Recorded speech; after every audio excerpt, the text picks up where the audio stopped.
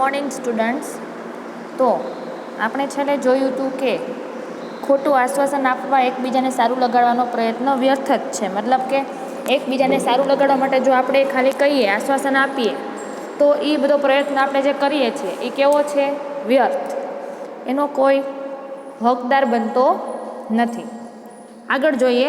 હમણાં પરદેશ જઈ આવેલા એક આત્મીય ગુજરાતી સાક્ષરની સાથે વાતચીત થતી હતી.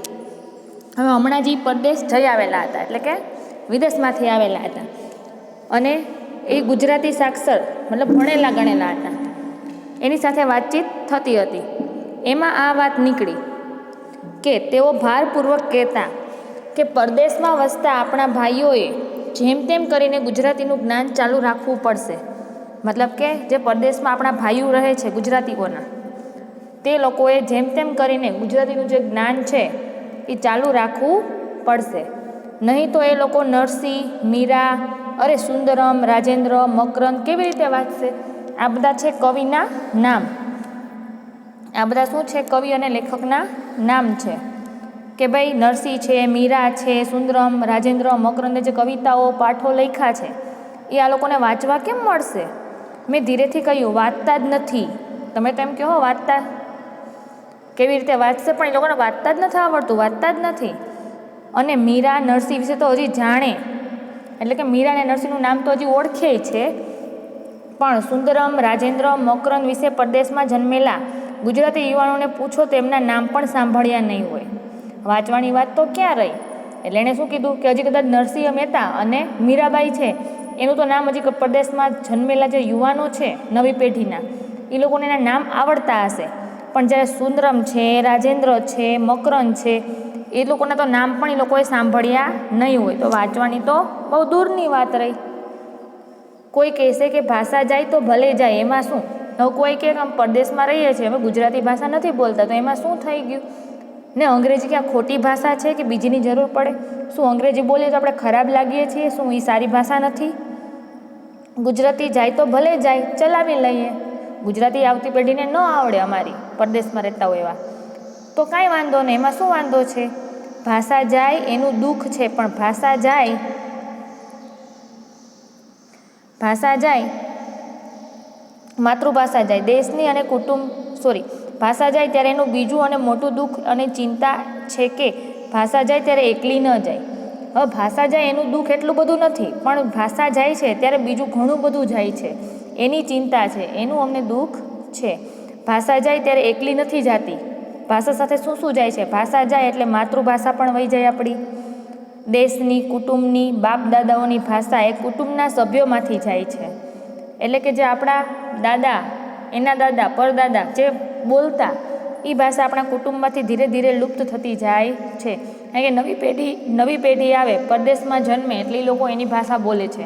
આપણી ભાષાને એટલું બધું માન આપતા નથી.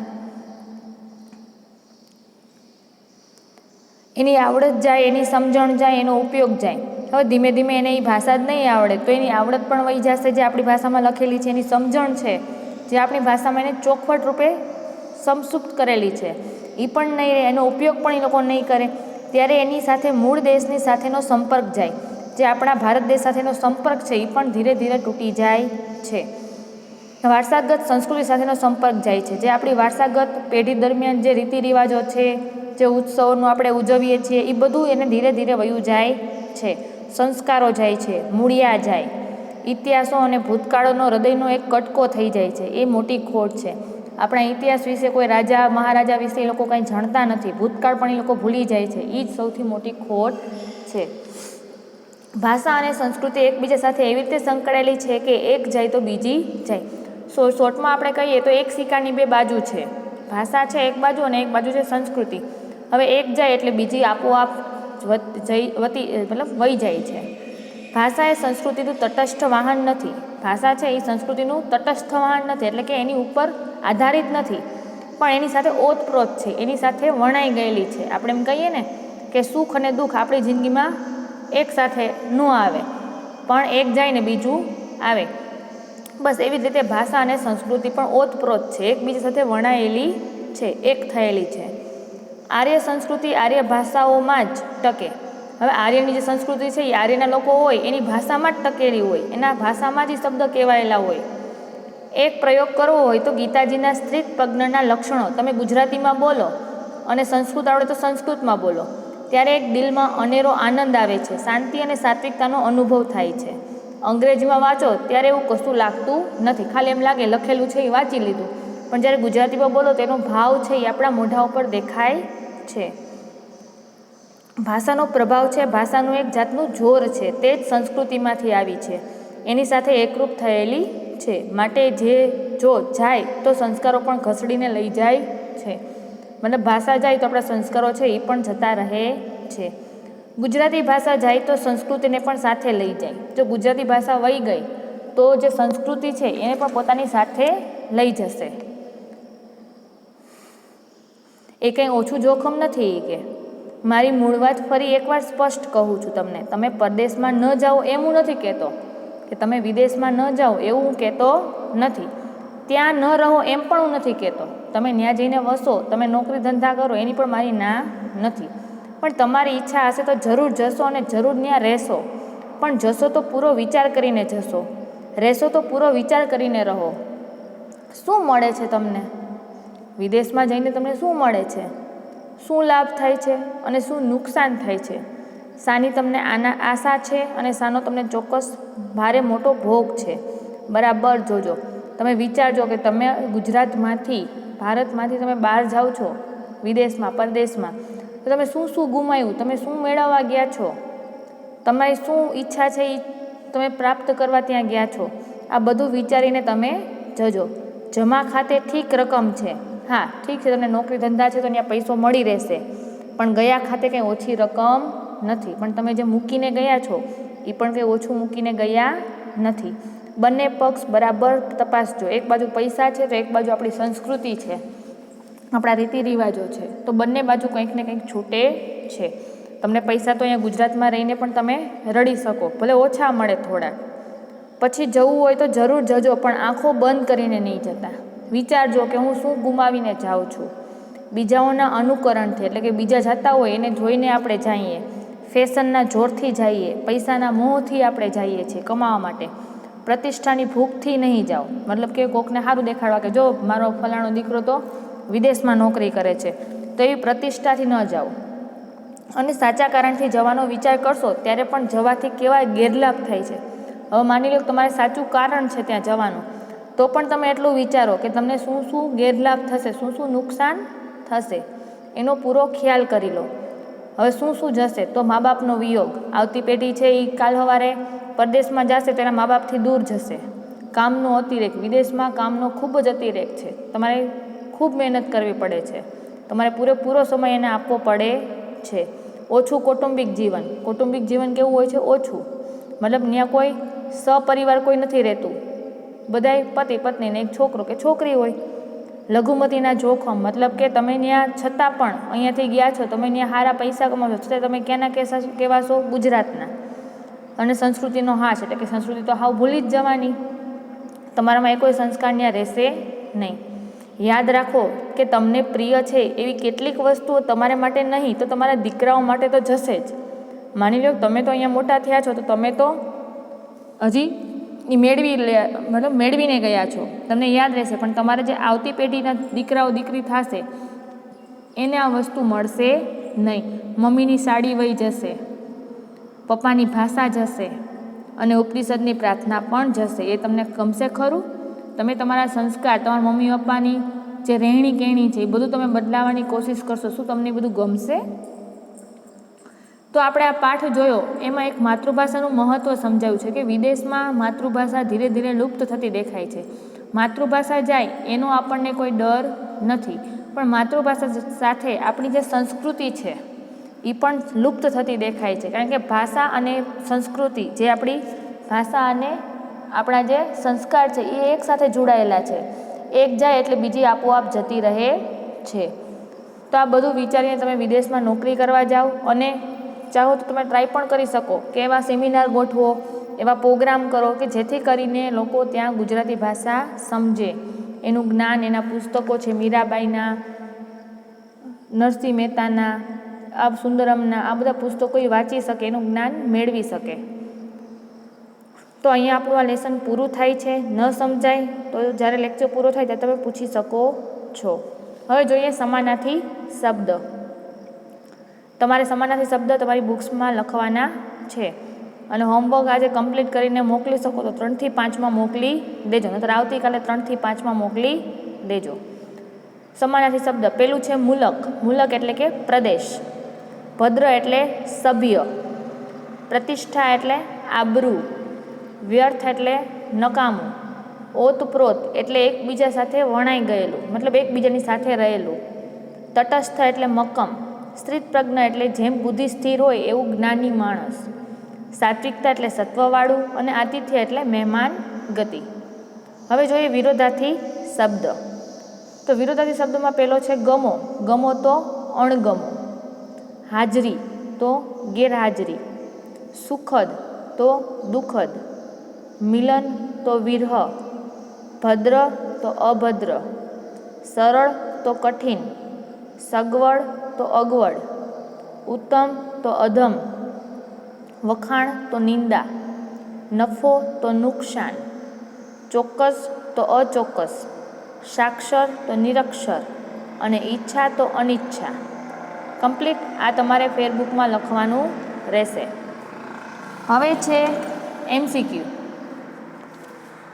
તો પ્રશ્નો નીચે આપેલા વિકલ્પોમાંથી સાચો વિકલ્પ પસંદ કરી ખરાની નિશાની કરવાની છે. તો આપણે MCQ જેવી રીતે ફેરબુકમાં લખીએ છીએ એ રીતે તમારે લખવાના રહેશે. પેલું છે પિતાને ગુજરાતીમાં બોલતા સાંભળીને. પિતાજીને ગુજરાતીમાં બોલતા સાંભળીને દીકરાને કઈ લાગણી થાય છે? દીકરો હરખાય છે, દીકરાને ગુસ્સો ચડે છે, દીકરો પણ ગુજરાતીમાં બોલવા લાગે છે કે દીકરો પિતાને શાંતિથી સાંભળે છે? તો ઓપ્શન બી, દીકરાને ગુસ્સો ચડે છે.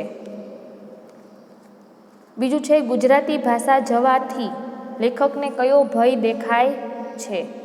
ગુજરાતી ભાષા જવાથી લેખકને કયો ભય દેખાય છે? ભારતીય સંસ્કૃતિ જવાનો, અંગ્રેજી ભાષા શીખવાનો, અન્ય સંસ્કૃતિના તિરસ્કારનો કે કશો ભય દેખાતો નથી? તો ઓપ્શન એ, ભારતીય સંસ્કૃતિ જવાનો. ત્રીજું છે ગીતાજીના સ્થિત પ્રજ્ઞના લક્ષણો ગુજરાતીમાં બોલતી વખતે શો અનુભવ થાય છે એમ લેખક કહે છે? તો ગીતાજીના હમણાં આપણે જોયું કે ગીતાજીના સ્થિત પ્રજ્ઞો ગુજરાતીમાં બોલતી વખતે એ કશોક અનુભવ થતો નથી, દિલમાં અનેરો આનંદ, શાંતિ અને સાત્વિકતાનો અનુભવ થાય છે, અશાંતિ અનુભવાય છે કે કશી સમજ પડતી નથી? તો આપણે હમણાં જ જોયું કે દિલમાં અનેરો આનંદ, શાંતિ અને સાત્વિકતાનો અનુભવ થાય છે. હવે ચોથું છે ઉપનિષદની વિશ્વવ્યાખ્યાત પ્રાર્થના અસત્યો માહિતીનો ઉલ્લેખ કયા પાઠમાં કરવામાં આવ્યો છે? તો પેલું વારસાગત, છબી ભીતરની, ભાષા જાય તો સંસ્કૃતિ જાય કે 100 ટચનું સોનું? તો આપણે આ પાઠ ભણ્યા તો આપણે પાઠનું નામ તો આવડતું જ હોય. તો કયું છે આ પાઠનું નામ? ભાષા જાય તો સંસ્કૃતિ જાય. Option C.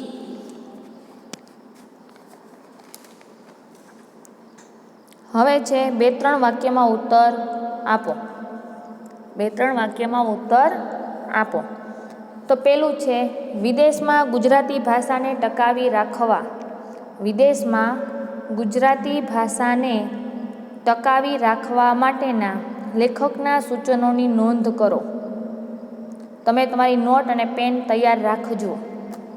વિદેશમાં ગુજરાતી ભાષાને ટકાવી રાખવા માટેના લેખકના સૂચનોની નોંધ કરો. તો આન્સર લખો. ભાષા જાય તેની સાથે સંસ્કૃતિ જાય. ભાષા જાય તેની સાથે સંસ્કૃતિ જાય. આથી વિદેશમાં પણ ગુજરાતી ભાષા ટકાવી રાખવી આથી વિદેશમાં પણ ગુજરાતી ભાષા ટકાવી રાખવી ખૂબ જ જરૂરી છે. ખૂબ જ જરૂરી છે. તે માટે લેખક નીચેના સૂચનો કરે છે. તે માટે લેખક નીચેના સૂચનો કરે છે. હવે પેરેગ્રાફ પढ़ીને લખો. ઘરના નાના છોકરાઓની જોડે જરૂર ગુજરાતી બોલો. ઘરના નાના છોકરાઓ જોડે જરૂર ગુજરાતી બોલો. સ્કૂલમાં એનો અભ્યાસ દાખલ કરાવો. ગુજરાતી સ્કૂલ હોય એમાં એનો અભ્યાસ દાખલ કરાવો, જેમાં એને થોડુંક ગુજરાતી લખતા વાંચતા આવડે એવી સ્કૂલમાં. તો ગુજરાતી સ્કૂલમાં એનો અભ્યાસ દાખલ કરાવો. એ ન હોય તો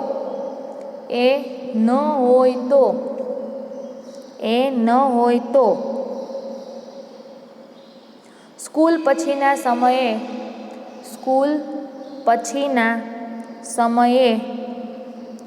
સ્કૂલના મકાનમાં અથવા અન્ય ઘરમાં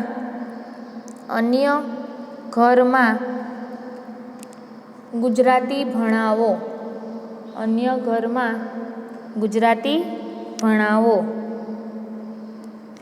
ગુજરાતીના ભજન ગાઓ. ગુજરાતીનું માસિક વાંચન કરાવો. ગુજરાતીનું જે માસિક પત્ર આવે અથવા માસિક પૂર્તિ આવે એનું વાંચન કરાવો. પેરેગ્રાફ. આ રીતે ગુજરાતી ભાષાનું ગૌરવ જરૂર સાચવી શકશો.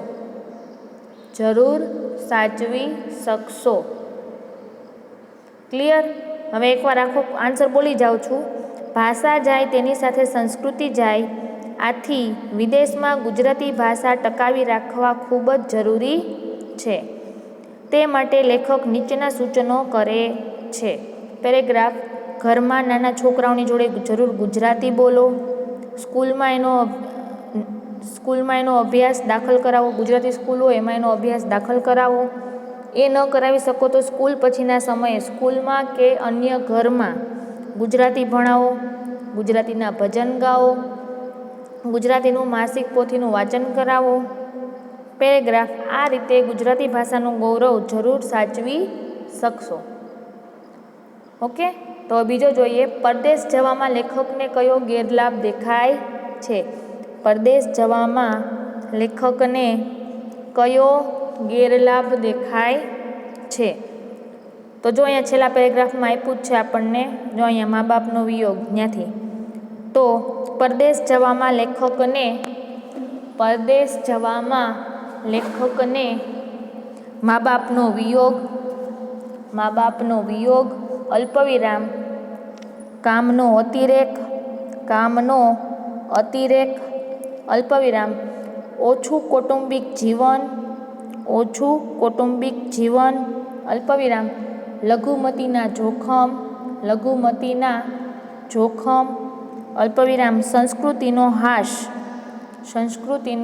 હાસ વગેરે ગેરલાભ દેખાય છે. તે સાથે ભાષા જાય તો સંસ્કૃતિ જશે. તેનું નુકસાન દેખાય છે. તો આખો એકવાર રિપીટ કરી લઈ. પરદેશ જવામાં લેખકને મા બાપનો વિયોગ, અલ્પવિરામ, કામનો અતિરેક, અલ્પવિરામ, ઓછું કૌટુંબિક જીવન, અલ્પવિરામ, લઘુમતીના જોખમ, અલ્પવિરામ, સંસ્કૃતિનો હાસ વગેરે ગેરલાભ દેખાય છે. તે સાથે ભાષા જાય તો સંસ્કૃતિ જશે, તેનું નુકસાન પણ દેખાય છે. ક્લિયર? હવે છે નીચેના પ્રશ્નોના 6-7 લીટીમાં ઉત્તર આપો. નીચેના પ્રશ્નોના 6-7 લીટીમાં ઉત્તર આપો. તો પેલું છે લંડન મુલાકાતના લેખકના અનુભવો વર્ણવો. લંડન મુલાકાતના લેખકના અનુભવો વર્ણવો. આન્સર લખો. લંડનની મુલાકાત દરમિયાન લેખકને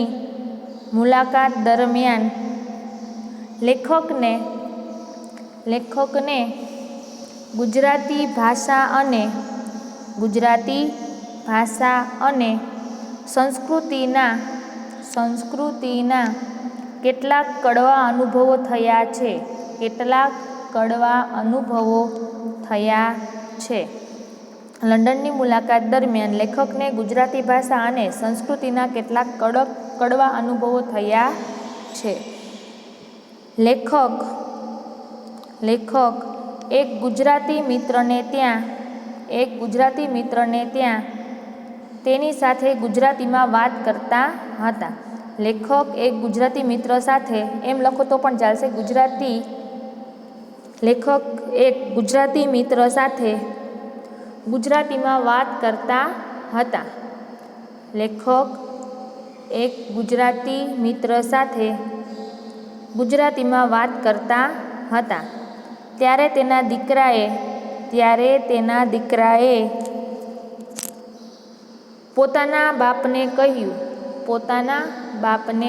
કહ્યું, પછી ઇન્વર્ટેડ કોમા કરજો ડબલ, ફાધરની સાથે શું કામ ગુજરાતી બોલો છો? Question mark. એમને અંગ્રેજી આવડે છે. બરોબર? રિપીટ કરું છું. ગુજરાતીમાં વાત કરતા હતા. લેખક એક ગુજરાતી મિત્ર સાથે ગુજરાતીમાં વાત કરતા હતા. ત્યારે તેના દીકરાએ પોતાના બાપને કહ્યું, ઇન્વર્ટેડ કોમામાં, ફાધરની સાથે શું કામ ગુજરાતી બોલો છો? Question mark. એમને અંગ્રેજી આવડે છે. હવે બીજા એક ઘરમાં મમ્મીએ, કન્ટિન્યુ લખજો. બીજા એક ઘરમાં મમ્મીને કાર્યક્રમમાં જવાનું હતું. બીજા ઘરમાં મમ્મીને એક કાર્યક્રમમાં જવાનું હતું. ત્યાં જવા માટે મમ્મીએ સાડી પહેરી હતી.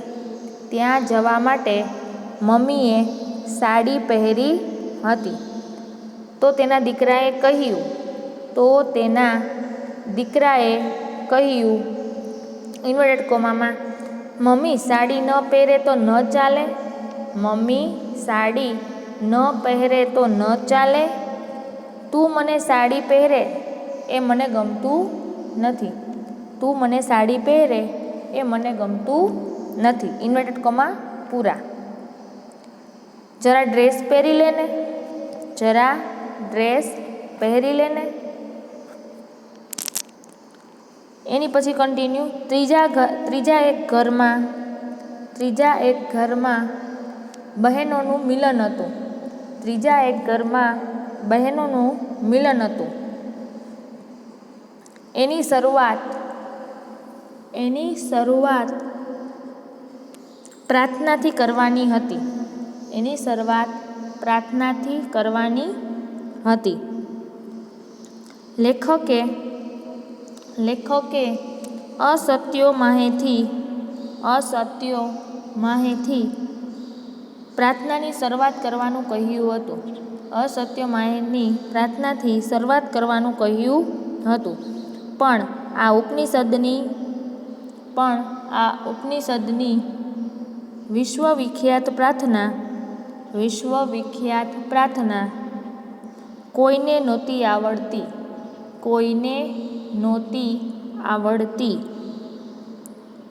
આવા અનુભવો લેખકને લંડનમાં થયા હતા. એકવાર આખો આન્સર રિપીટ કરું છું.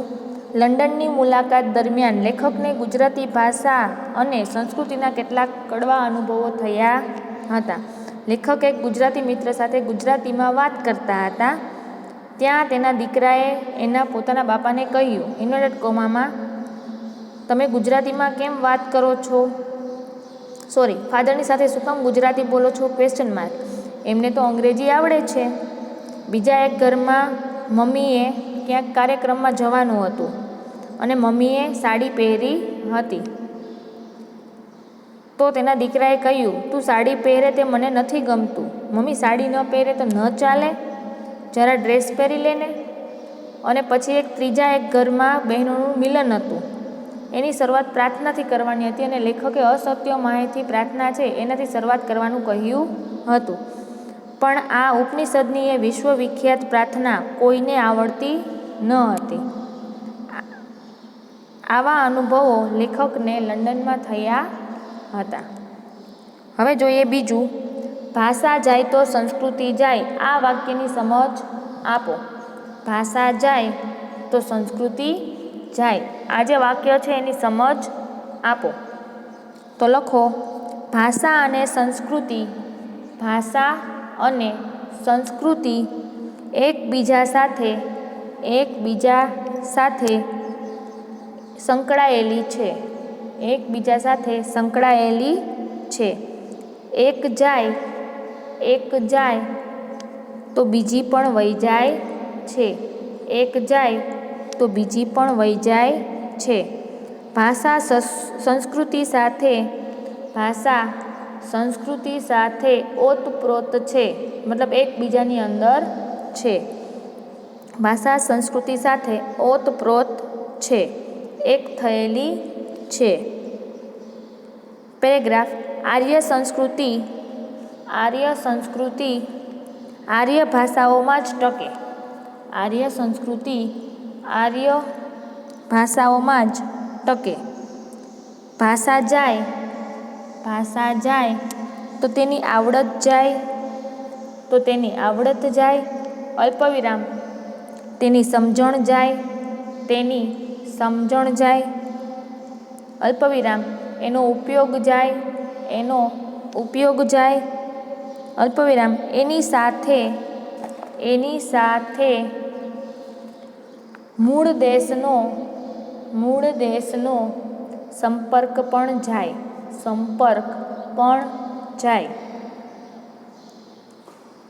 વારસાગત સંસ્કૃતિ અને સંસ્કારો પણ જાય. ગીતાજીના સ્ત્રીતપ્રજ્ઞના લક્ષણો ગુજરાતીમાં બોલીએ તો દિલમાં અનેરો આનંદ. અલ્પવિરામ. શાંતિ અને સાત્વિકતાનો અનુભવ થાય છે.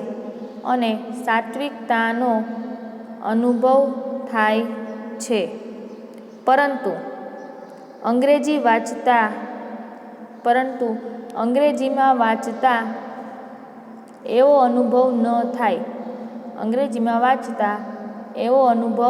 ન થાય. એકવાર આખો આન્સર રિપીટ કરી લઈ તો, ભાષા અને સંસ્કૃતિ એકબીજા સાથે સંકળાયેલી છે.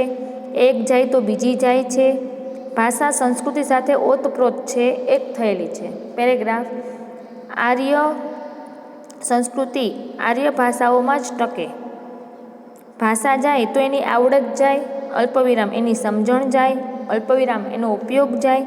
અલ્પવિરામ. એની સાથે મૂળ દેશનો સંપર્ક પણ જાય. વારસાગત સંસ્કૃતિ અને સંસ્કારો પણ જાય. ગીતાજીના સ્ત્રીતપ્રજ્ઞના લક્ષણો ગુજરાતીમાં બોલીએ ત્યારે દિલમાં અનેરો આનંદ, શાંતિ અને સાત્વિકતાનો અનુભવ થાય છે. પરંતુ અંગ્રેજીમાં બોલીએ તો એનો અનુભવ થતો નથી. ક્લિયર? હવે જોઈએ ગુજરાતી ભાષાની સજ્જતા કેમ વધે એ માટે ચર્ચા સભાનું આયોજન કરો. હવે ગુજરાતી તમને બોલતા તો બધાને આવડે જ છે, પણ લખવામાં પણ ઘણી બધી ખ્યાલ રાખવો પડે. તમારી માતૃભાષા જાળવવા માટે તમે શું કરશો? તમારા વડીલો તથા તમારા શિક્ષકો પાસે તેનું માર્ગદર્શન મેળવો. તમે જ્યારે પણ અજાણ્યો શબ્દ, રૂઢિપ્રયોગ, અજાણી કહેવત કે તળપદા પ્રયોગ સાંભળો ત્યારે તેને નોંધી લો. ભાષા અભિવ્યક્તિ. એમણે સીધી વાત કરવાની હજુ સુધી મારી હિંમત ચાલતી ન હતી. હવે હિંમત આવી છે એટલે સીધું કહું છું. એટલે આમાં શું કહેવા માગે છે? તો કે ભાષાના આડંબર વિના, શૃંગાર વિના કહેવાયેલ સીધી સાદી વાત અસરકારક હોઈ શકે એવો ખ્યાલ આ વાક્ય આપે છે. કોઈ પણ કશું કહેતા પહેલાં હિંમત હોવી જોઈએ, એટલે લાંબો વિચાર કરવો જોઈએ, એનો ઇશારો પણ અહીં આપ્યો છે. ભાષા જાય માતૃભાષા જાય ખોટ છે. તો ભાષા કે માતૃભાષા જાય તો સાથે શું જાય એનું ગહન ચિંતન અહીં રજૂ થયેલું છે. પરંતુ ગદ્યખંડમાં જાયનું પુનરાવર્તન થયું છે. ગદ્યખંડને કાવ્યાત્મક ગદ્ય બનાવે છે. નાના નાના વાક્યો પરસ્પર કડીની જેમ એકબીજા સાથે જોડાયેલા છે, જેમાં સમજણ, સંસ્કાર, સંપર્ક જેવા યથોગતિ શબ્દોનો વર્ણાનુપ્રાસ એટલે કે આવા શબ્દો વારંવાર વપરાય છે. ના પુનરાવર્તન દ્વારા વાચન ભાવકના મનમાં તીવ્ર સ્વરૂપે રજૂ કરવામાં સફળ પ્રયત્ન થયો છે. આજે અનેક લોકો પોતાના બાળકોને અંગ્રેજી માધ્યમમાં જ ભણાવવાનો આગ્રહ રાખે છે, ઇંગ્લિશ મીડિયમમાં ભણાવવાનો આગ્રહ રાખે છે. પરદેશ મોકલવાની તમન્ના સેવે છે કે મારો છોકરો મોટો થઈને પરદેશ જાય, ભણે અહીં અને પરદેશ જઈને નોકરી કરે. પરિણામે ભણાવવા માટે રાષ્ટ્ર કરેલા ખર્ચનું વળતર આપણા દેશને મળતું નથી. તમે ખર્ચ તમારા દેશમાં કર્યો છે ભણાવવા માટેનો, પણ જ્યારે એને કમાવાનો વારો આવ્યો, જ્યારે એને મૂડીનું રોકાણનો વારો આવ્યો ત્યારે તે આપણે આપણા દેશને એનું વળતર આપતા નથી. તે માટેનું મુખ્ય કારણ પરદેશમાં અહીંના કરતાં વધુ પૈસા છે અને આપણા કરતાં વધારે પૈસા મળે છે. પરિણામ એ આવે છે કે અહીંનું યુવાધન, જે આપણા યુવાનો છે, એ પરદેશ જઈને દેશને ફાયદો કરાવે છે. જે દેશમાં જાય એ દેશને ફાયદો કરાવે છે અને પોતાના દેશને નુકસાન. પરદેશ જવાથી કદાચ પૈસા વધુ મળતા હશે, તેની સામે ઘણું બધું ગુમાવવાનું છે. તે બાબત આપણે જોઈ પાઠમાં. પરદેશ જવાથી આપણી માતૃભાષા, તેની સાથે જોડાયેલી સંસ્કૃતિ, સંસ્કાર, પરંપરા વગેરે જોખમમાં મુકાય છે. હાલ ગુજરાતી ભાષાના સંરક્ષણ અને સંવર્ધન માટે જે પ્રયત્ન થઈ રહ્યા છે તેનાથી વિદ્યાર્થીઓને વાકેફ કરો. ગુજરાતી ભાષાને ટકાવી રાખવા માટે શું કરી શકાય એની ચર્ચા કરવી જોઈએ. ફાધર વાલેસ પરદેશ સ્પેનના વતની હોવા છતાં ગુજરાતી ભાષાની આટલી ચિંતા કરે છે. ગુજરાતી તરીકે આપણી માતૃભાષાને ટકાવી રાખવા મોટી જવાબદારી છે આપણી પાસે. આ અંગે આપણે વિચારવું જોઈએ. તો હવે આમાં તમને કંઈ ન સમજાણું હોય તો ચેપ્ટર પૂરું થાય, લેક્ચર પૂરો થાય પછી તમે મને પૂછી શકો છો. બાકી તમારે લખવાનું MCQ, સમાનાર્થી શબ્દો, વિરોધાર્થી શબ્દ, MCQ, 2-3 વાક્યમાં ઉત્તર અને 6-7 લીટીમાં ઉત્તર. આટલું લખીને 3 થી 5માં મોકલી દેજો આજે કાં તો કાલે. કાલ લગીનો સમય છે. ક્લિયર? અને બીજી વસ્તુ કે આપણે આવતા લેક્ચરમાં વ્યાકરણનો ટોપિક જોવાનો છે. વ્યાકરણમાં એટલું બધું કંઈ છે નહીં. સમાનાર્થી, વિરોધાર્થી, સ્વર, વ્યંજન ને જોડણી એ તો આપણે ઓલરેડી જાણીએ જ છીએ, પણ એકવાર નાની એવી નજર ફેરવી લઈશું. Okay, thank you.